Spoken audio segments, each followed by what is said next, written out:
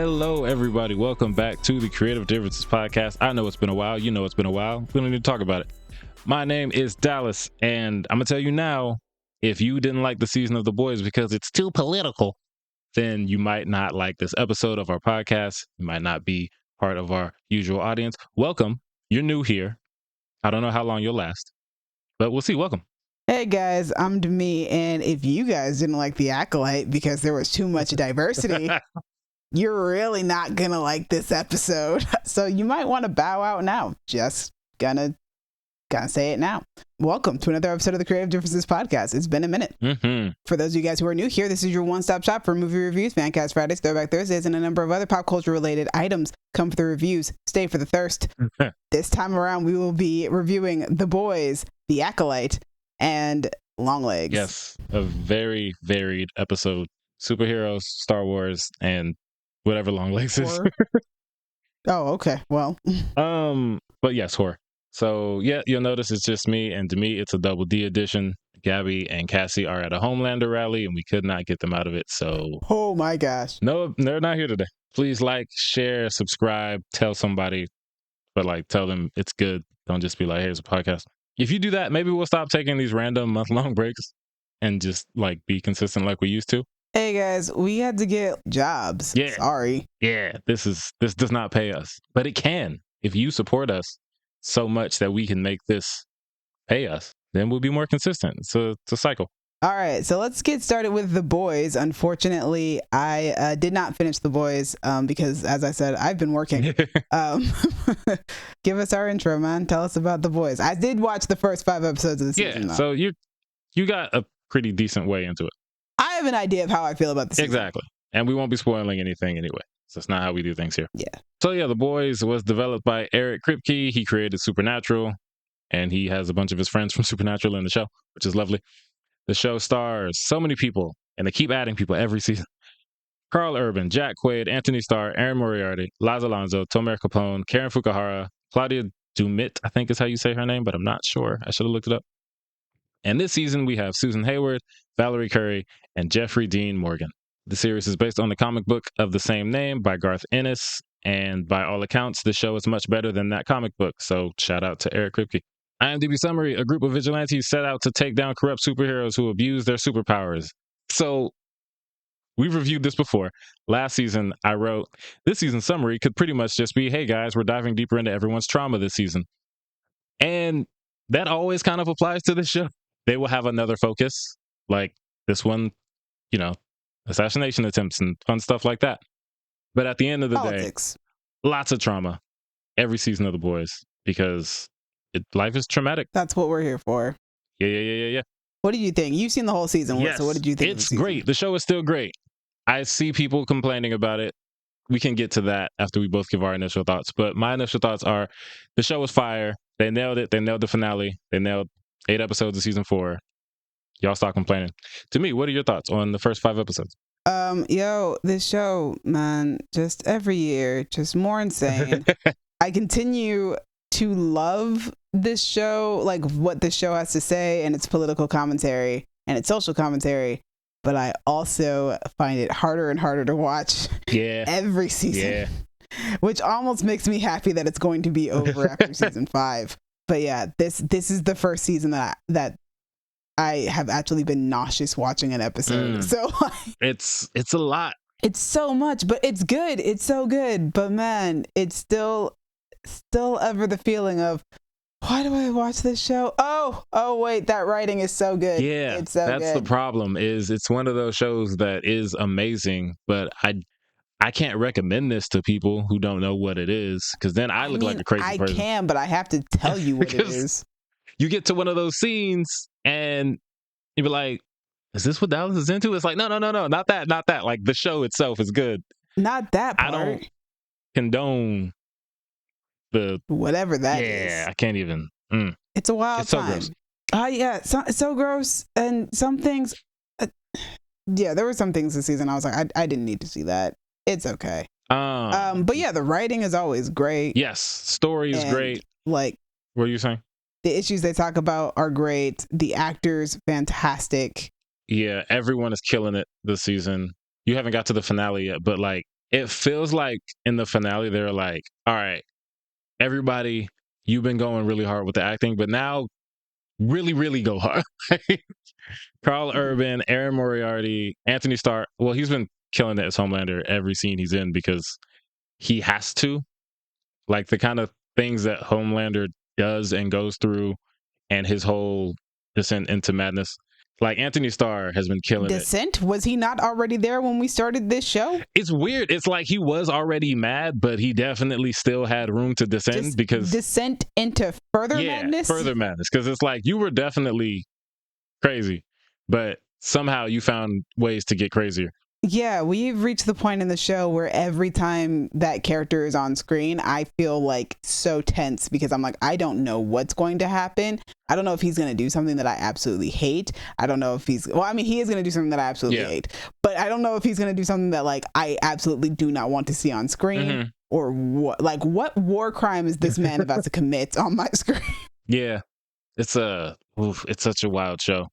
But I want to say Homelander aside because he's the devil, but I can't really put him aside because even he gets a story that doesn't justify who he is, but explains it in a way that's like, man, you never really had a chance. Like, I get why you turned into choice. this. Like, you were literally kind of made to be this.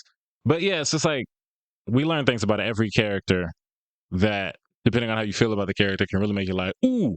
But I think one of my favorites is Frenchie, and he has a conversation with Annie about faith, because we find out that Frenchie actually does believe in God, despite, everything about him. And he talks to Annie about how he believes in all aspects of faith, except for the fact that he can be forgiven for the things that he's done, like that he's done in life. And it's like, that is so heartbreaking because he can forgive other people, but not himself. Yeah. And he has that in common. It'd be like that. With Kimiko, who I love. Kimiko is amazing. Karen Fukuhara is amazing. And without speaking, she conveys these emotions. And I just feel like she doesn't get enough credit for her role in this because, it's like, oh yeah, she's the terrifying weapon with a adorable smile, but she's really acting with just her face. And it's super impressive. Everything is super impressive. Like it's a well-made show, guys. It's super well made. And it's funny because people somehow in season 4 are realizing like, it's the Euphoria meme. Is this play about us? Like, yes. Yeah, we've reached that point. They've been making fun of you guys the whole time. Yeah, the whole show. The whole show. Yeah, it's a really good show. I really like the addition of the character Sister Sage. Yes. Yeah, she crazy. Like in a different way than Homelander, though. Yeah. And I don't want to get too deep into it, but like the scheme that she's plotting in the show, it's like you're doing this for fun. Like you're legitimately just like, let me see if I can make Rome fall, basically, like off my own brilliance. Yeah. And it's like, bro, what? Why? Yeah, she's a different kind of dangerous too, because we've seen like in Watchmen, the character Ozymandias is the smartest person in the world kind of thing. But taking that to The Boys, which is a modern day, very grounded look at superheroes and what they can be, she's fascinating. And Susan Hayward is killing it, and she's great. And I really want to see in the last season what they're going to do with her. She's a character that is like, I don't know if it's just because she's a black woman, but I can't quite hate her, even though she's detestable. I was going to say, I'm not mad about the fact that the smartest person in the world on this show is a black woman. I am quite happy about it. And I love every time someone's like, the smartest woman, she's like, smartest person. Like, don't get it twisted. Don't qualify it. I'm the smartest person in the world. But yeah, she's great. So the show is great. I keep talking about this, but like the fact that their social commentary lined up so well with real life events that they had to change the name of their last episode and put a disclaimer on it. Insanity. Like, art imitates life and life imitates art in this way that's just ridiculous. But especially with The Boys. It's like y'all wrote the newest season of America. And shot it a year ago. The real world is a joke. It's ridiculous. It's a horrifying place is what it is. All right. Moving on to The Acolyte, which is created by Leslie Headland, who you guys might know as the creator of Russian Doll, a show I have not seen but have heard amazing things about. Cassie likes it. Yeah, I've heard great things about that show. The Acolyte stars Amanda Stenberg, Lee Jong-jae, Manny Jacinto, Charlie Barnett, Daphne Keene, and Rebecca Henderson. And the IMDb summary is: an investigation into a shocking crime spree pits a respected Jedi Master against a dangerous warrior from his past. As more clues emerge, they travel down a dark path where sinister forces reveal all is not what it seems. Yup, that's the show. I will say that immediately after the finale, after I finished watching the finale, I was like, man, I love Star Wars. Well, that's good. It's a good feeling to have. I was on such a high from watching that episode. I think the show is really good. I don't think it's like the best Star Wars show. I think it's a good show. I think that it's got a really interesting, good story, and that does a really good job of like paying homage to like Star Wars movies, particularly not the sequel trilogy, the prequel trilogy and the original trilogy. Like, we get line callbacks and just like we touch on themes that were touched upon a lot in the prequel trilogy, and we get to see a lot of tropes that are often played within Star Wars, but we see them kind of flipped, which makes the story fresh, and we get to just see the universe, the galaxy, from a completely different perspective. And that's so interesting. And plus, we're in a new era of time in the Star Wars universe. We are in the High Republic, which is the golden age of the Jedi. Is that before? When is that like line up with? It's 100 years before the Phantom Menace. This is when the show takes place. Okay. And the purpose of the show is to show how the Jedi ended up in the position that they end up in the Phantom Menace, and what happens after that. How did the Jedi become so blinded to the dark side? It's just like all the like how these flaws of the Jedi really sprouted and sort of began. Yeah. Which makes it really interesting. I will say, and before anybody's like, oh, you're just a toxic positive Star Wars fan, blah, blah, blah, blah, blah, shut up. I do have some criticisms of the show. The pacing's off.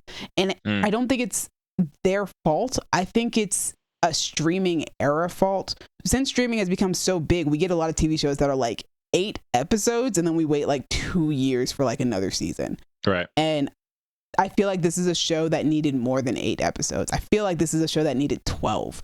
Okay. And I think also some of the dialogue at times is a little stilted to me, a little wooden, but I also understand that writing dialogue is hard. I get it. It is. It's so hard. I don't think people understand how hard it is to write good dialogue. Yeah. It's so hard. But for the most part, I mean, like, the show's really good. I think it's a great story to follow. And it's very engaging. Another thing that I really liked about the story was I saw some people who were talking about how they thought the story should have played out more linearly, that we should have gotten like episode 3 as episode 1 instead to learn more about the characters. And I think that would have done the show a disservice. I actually really enjoy the way that this show plays with the storyline and with the timeline, because the sequence in which we learn things about characters, I feel like we would lose some of the layers of some of these characters that we meet along the way. And that the impact of their actions and their choices along the way, that it would have been lost if we play it in a linear fashion.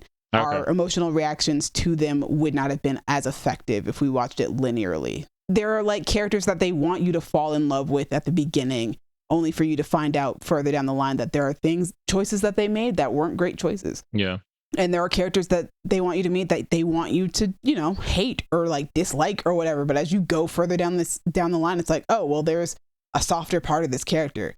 And you can't get those things if we played it linearly, because then we would have known all of these faults and all of these things about these characters at the beginning. And you're not supposed to know them until further down the line after you've already fallen in love with them. Right.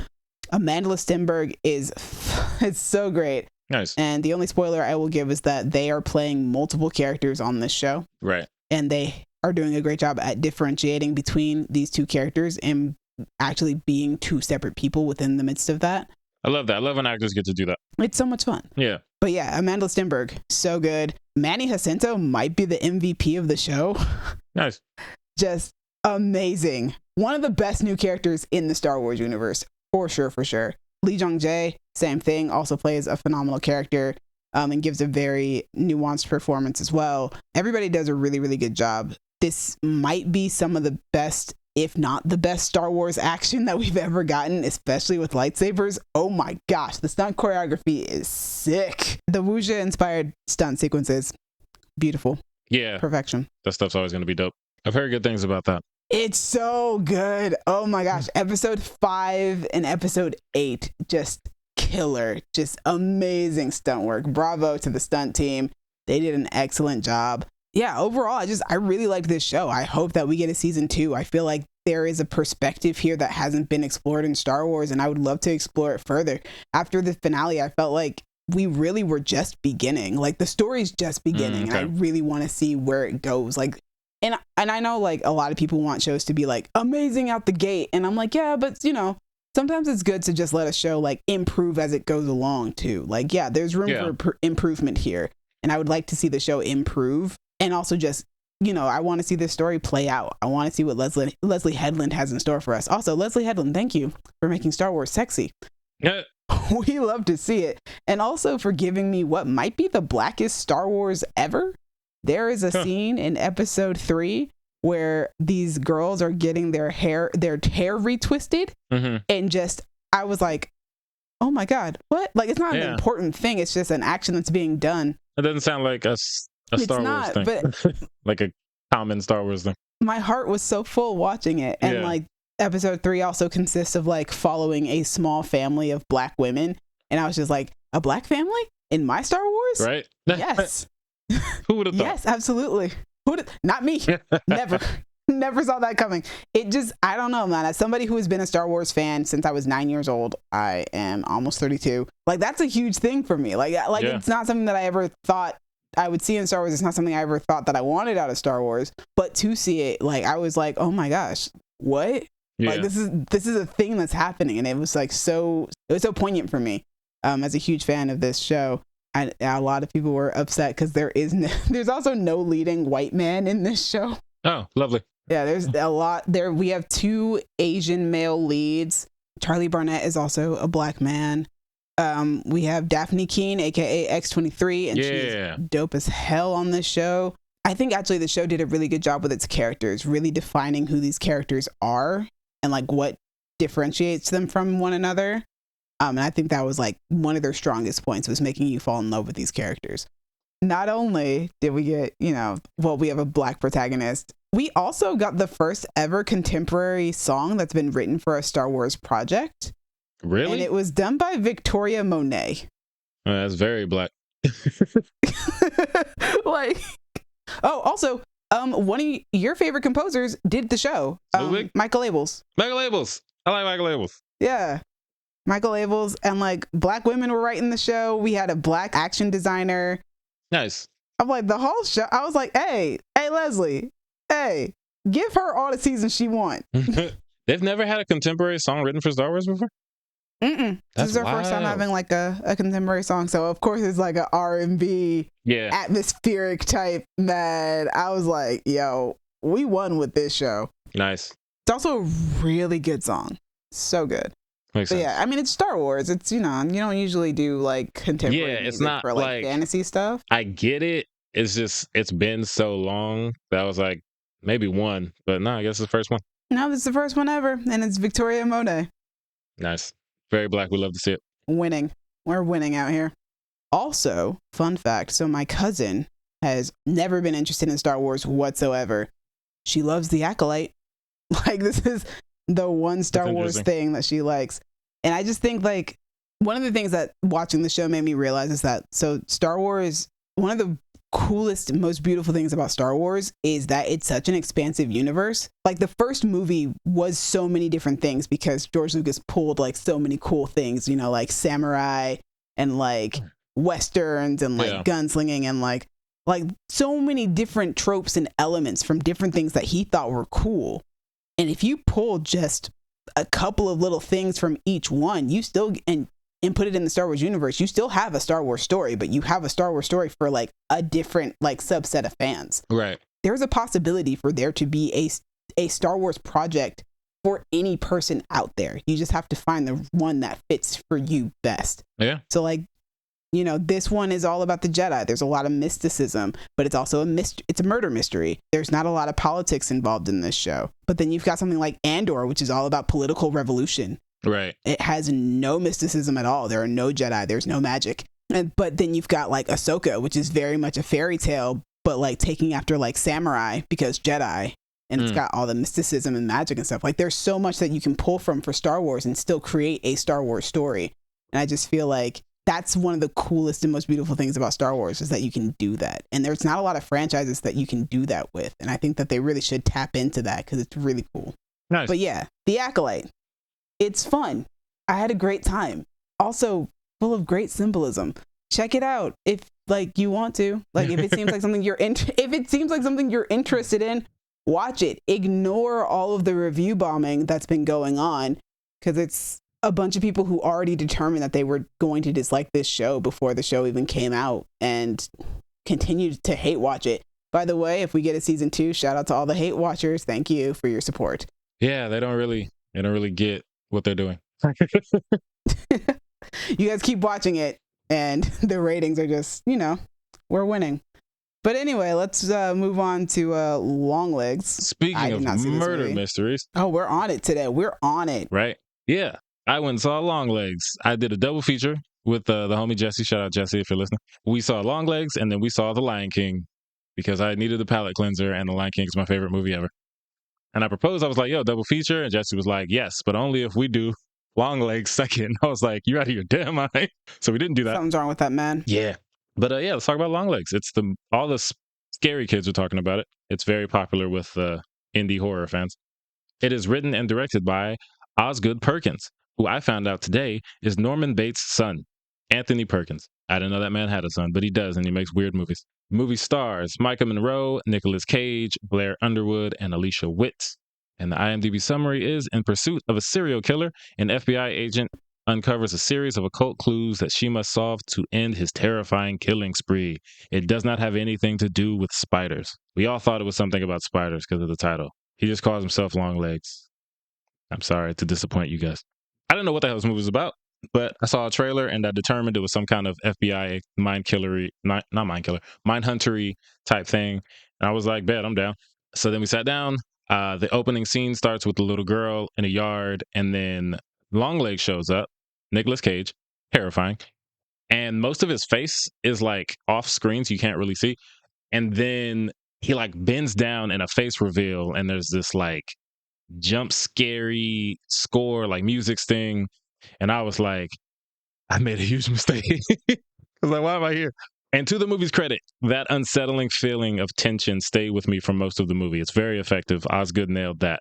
All that to say, didn't love the movie. I don't think I dislike it, but I definitely wouldn't say I like it. It's a style of horror that isn't my favorite. It's distributed by Neon. Neon is kind of like A24 adjacent. They make indie movies. You can expect something weird maybe. But it's that type of horror that is sometimes more style. I don't want to say more style than substance because stuff does happen in the movie. But a lot of it is build up. They're going to build the tense vibe by showing a doorway. And it's like, oh my God, who's going to come through the door? Oh, nobody. Nobody's coming through the door. We're just looking at the door. Okay, that's cool. Word. And then nothing happens. And I'm like, what was that for? So you have scenes like that, but then you also have Nicolas Cage being absolutely terrifying. And I just want to say, I have a list of actors who I think need to be locked up just to be safe. Nicolas Cage, you're now on it. You're on it with Paul Dano for the Riddler and Domhnall Gleeson for the Patient. These 3 white men so far who I think maybe just lock them up until we're sure they're not serial killers because they play them too well and it unsettles me. And Nicolas Cage is always acting crazy in movies. Jesse brought up a point that like, I don't know, it kind of felt like he was kind of discounting Nicolas Cage's talent because he was just like, well, yeah, he's just being crazy. He's always being crazy. But I'm like, nah, bro, this is perfect for this movie. And that's what makes me worried. That's what makes me think Nicolas Cage needs to be watched. Because if you've seen Longlegs, you know what I'm talking about. Demi has not seen Longlegs, and she never will. No. So yeah, very good at building tension, very good at a spooky vibe, not always as good at the payoff as it is for the setup. Blair Underwood is great. I didn't expect him to even be in this movie. I was very happy to see him. Micah Monroe, she's good. Her character is interesting. She is we're in a time now where everybody wants to diagnose all the characters, and I could see some people think she might be like on the spectrum or something because of the way that she interacts with people. I don't know.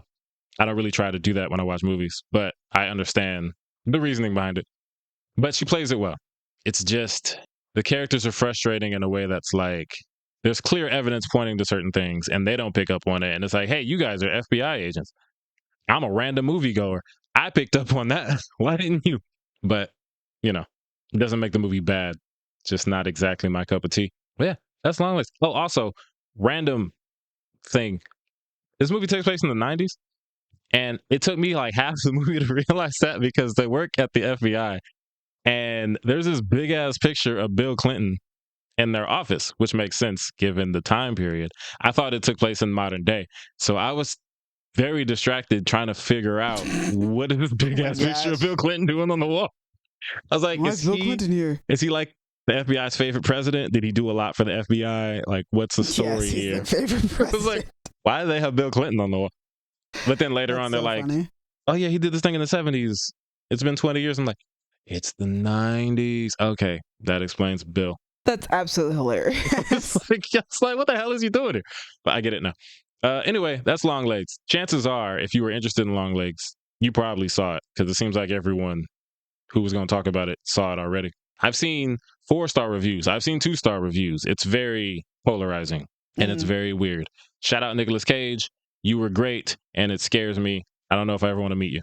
But yeah, that's Longlegs. So it's time to track some trailers. Trailer track. We've been gone for a little bit. So while we've been gone, we had a few trailers come out. Captain America, Brave New World. Yo. That is a crazy trailer to watch after the events of what have happened. Because I didn't see it until after that, until the world events happened. And I watched that trailer and was like, oh, that's crazy. It is. It's a wild, man. It's a wild coincidence. It's funny because I went to the theater thinking maybe I'll see that trailer. Because, you know, Lion King's a Disney movie. And you didn't. And I didn't see the trailer. And then I come out of the theater to Twitter saying, somebody shot at Trump. And I was like, what? Wild time Saturday. But yeah. Saturday was a wild time. So I watched the trailer finally, like a few days after that. It's a really good trailer, first off. It is. It's a dope trailer. Definitely going back into like the Winter Soldier vibes with no Winter Soldier in sight. Funny enough. I'm excited. This looks fun. Harrison Ford is here taking over as Thunderbolt Ross. Yeah. Speaking of Star Wars. Oh, yeah. Because I love Harrison Ford and I have since I was a kid because Star Wars. But I'm excited to see what he brings to the role. That little snippet that we got at the end of the trailer. Yeah. You know, we've been waiting. We've been waiting since like 2008. It's about time. Yes, it's only been I'm 16 very years. happy that that's going to happen, finally.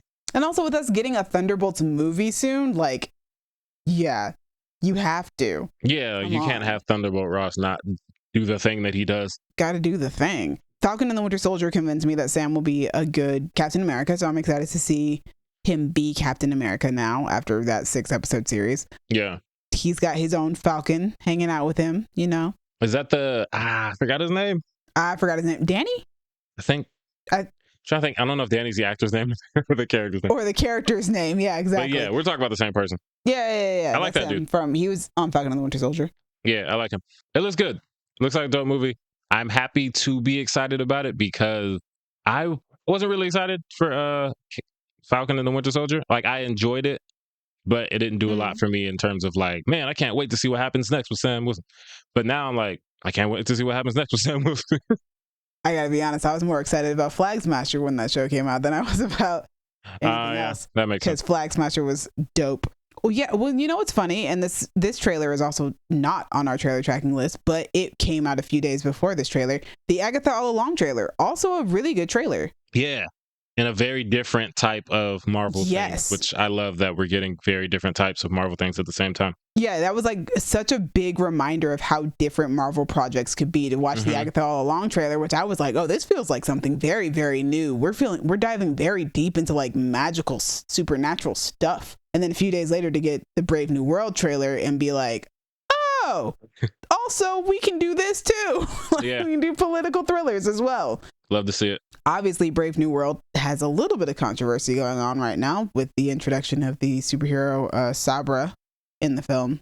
who is an Israeli superhero Mm. with everything going on in Palestine right now. I did read that they have made the character into a Black Widow, I am assuming to avoid backlash.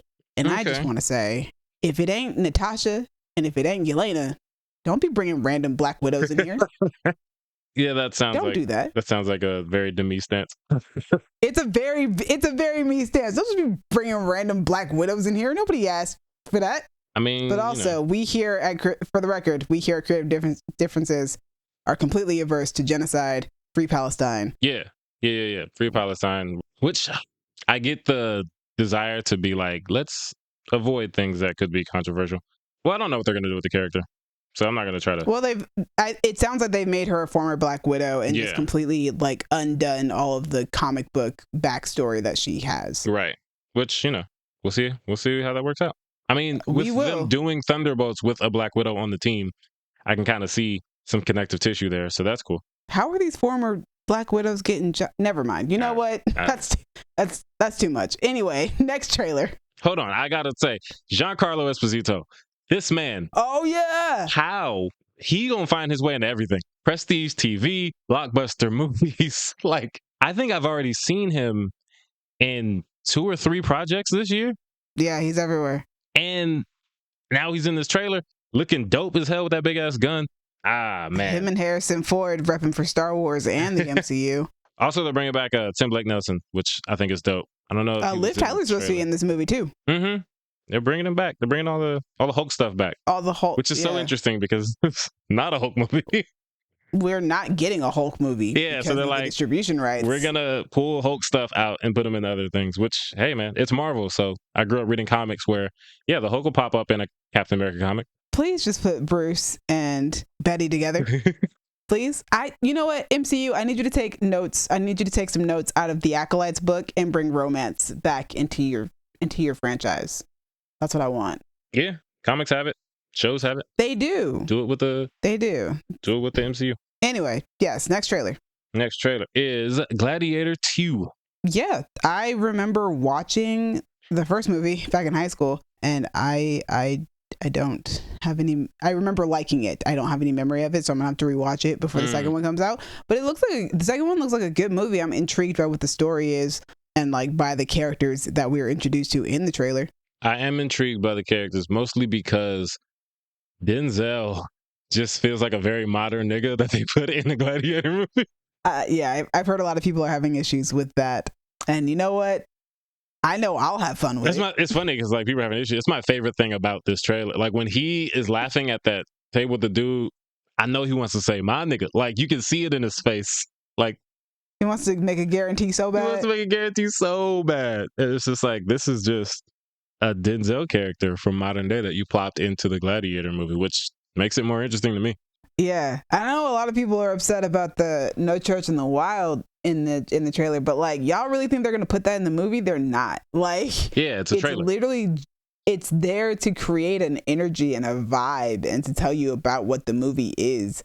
And I personally like when movies like this use contemporary music to do that in its trailers. Mm-hmm. Because I like knowing more about the story in that way. And No Church in the Wild is a perfect song for that. I mean, like in the trailer they have the lyric "blood on the Coliseum floor." Exactly. Like there's a reason they picked it. Like, and it's a dope song. It's a really dope song. It's a great song. But yeah, I'm gonna see it. I was gonna see it anyway, trailer or not. Comes out the same day as Wicked. Funny enough, we have our new Barbenheimer. Yeah, I don't know, Gladiated, Wickiator, I don't know, man. But yeah, I'm gonna see it. It looks cool. I'm down. I also really like the cast, like Joseph Quinn, who I just saw in Quiet Place, and I've been a fan of. He's having a year. He really is. Because he's probably gonna be at San Diego Comic-Con. I would think so. Shout out to him. He's doing his thing. But mostly shout out to Denzel, because he's Denzel. All right, next up on the list. Beetlejuice. Yeah, another movie that I'm like, I don't really remember this movie very well, but I'm excited to see the sequel. Actually, you know what? I remember the original Beetlejuice a lot more than I remember Gladiator. That makes sense. I'm a Tim Burton person, so okay. So I am pretty excited to see this one. I thought the teaser trailer was good, and this one just kind of gives us more of a story, which is that Winona Ryder is going to be trying to save her daughter, played by Jenna Ortega, with the help of Beetlejuice. But yeah, it looks like it's a lot of fun. Again, I think we talked about the first teaser, and like one of the things about this movie is that they're using the same same practical effects that they used in the original movie, and you can really tell when you watch the trailer, and I like that. I think that's really cool. I don't know, man, it just looks like it's gonna be a fun time at the movie theaters. Yeah, and I've never been the biggest Beetlejuice fan. Like, I didn't dislike it, but it was like I grew up with a lot of kids around me who were really into the Tim Burton stuff, and I wasn't. But I was like, I'm happy for y'all got it. Since then, I have become a much bigger fan of Michael Keaton, like late in his career. Yeah. So I'm really intrigued to just see him get back in his Beetlejuice bag. He looks like he's having a great time. He does, and that makes me very happy. Also, so far, we haven't really delivered on the stay for the thirst part of our tagline. So I'm just going to say Monica Bellucci and leave it there. Dang, I'm so sorry. You're right, we didn't. I should have been all over Manny Jacinto. I thought you were going to for Acolyte, and I was like, that's why she said it. I meant to. The entire fandom has been going crazy over Manny Jacinto, like for weeks now. I'm so sorry. That's my bad. But for the record, I did say that Leslie Headland brought sexy back to Star Wars. You did specify that, yes. I did say that. But anyway, back to Beetlejuice. Yeah, also, one of my favorite fun facts about this movie is that Winona Ryder's only like stipulation about being in Stranger Things was that if Beetlejuice 2 happened, she would need to have time to go film Beetlejuice. Like, she was going to go do it. And so it just so happened that here we are now. And yeah, she still got the Stranger Things series to come out, but you know. Yeah. But she got this. That was part of her contract, was that she needed to be able to have the time to take off to go film Beetlejuice.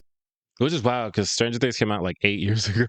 Yeah, that's how long they've been trying to get this movie off the ground. Yeah. And our last trailer is for Dune Prophecy, which is the new TV series within the Dune universe. I'm super excited about this show. If you've been listening to this podcast long enough, you know that I am the Dune hyperfixator. Yes. On this podcast. I love the movies, not the 84 one. I love the recent movies, and I read the book, and I finished it right before part 2 came out, and I'm just so ecstatic for this TV series that, you know, the look is very much like the movies. It feels tonally very much like a Game of Thrones-esque type of show, which is fitting because it is on Max, and I do like the Game of Thrones shows. I have a feeling I'm gonna like this one even better because I love Dune so much. And I'm excited to see the political intrigue that will be in this show.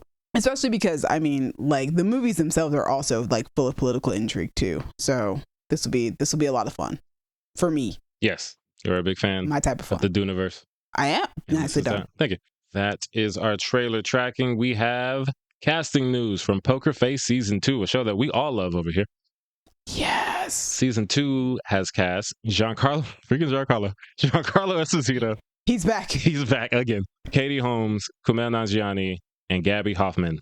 So far, you know, it's Poker Face, so there's going to be a bunch of people. A bunch of guest stars as we go along. But I am happy to see that we are getting casting news, because that means that they're going to start filming soon if they haven't already started. Love that. Yeah, and season 1 was great, so I cannot wait to see what hijinks we get up to in season 2. What murders are we going to be solving? Watching our girl solve, man. I can't wait. The show is so good.